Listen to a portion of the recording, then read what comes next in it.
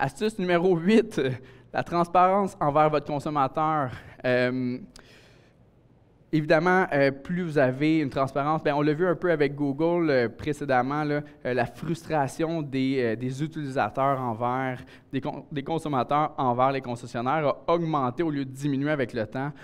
Donc, comment on fait pour renverser la vapeur de votre côté?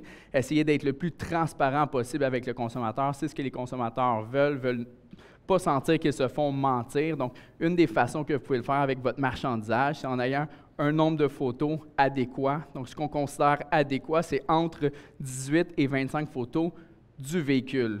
Quand je parle de 18 à 25 photos, je ne parle pas des photos interstices, donc les photos qu'on met informatives entre les photos. Là. Par exemple, je suis ouvert le samedi, la certification et compagnie, ces photos-là ne comptent pas dans le 18 à 25 photos. Petite parenthèse, des photos interstices, c'est le fun, c'est une bonne façon de fonctionner. Ça permet de passer l'information, mais trop, c'est comme pas assez. Vous pouvez prendre l'exemple d'une pizza. Si on met trop de stock dessus, à un certain point, ça ne goûte plus rien. Donc, assurez-vous de choisir les photos que vous mettez entre vos photos.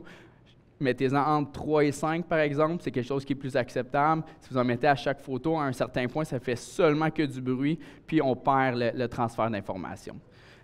Un autre point aussi à être sûr de comprendre, c'est qu'on peut améliorer nos photos, mais il ne faut rien cacher. Donc, soit, c'est arrivé trop souvent qu'un consommateur s'est rendu sur place après avoir vu une annonce, puis que finalement, les mags sont endommagés, il y a une scratch qu'il n'a pas vue sur les photos, le bumper il est craqué, il y a quelque chose à l'intérieur. Vous perdez instantanément la confiance du consommateur, puis ça va rendre tout le reste du processus de plus en plus difficile par la suite. Donc, assurez-vous d'assumer le défaut ou réparez-le avant que le consommateur vienne le voir. Donc, tout ça est dans l'objectif, en fait, de vraiment essayer d'améliorer la confiance ou bâtir une confiance avec votre consommateur.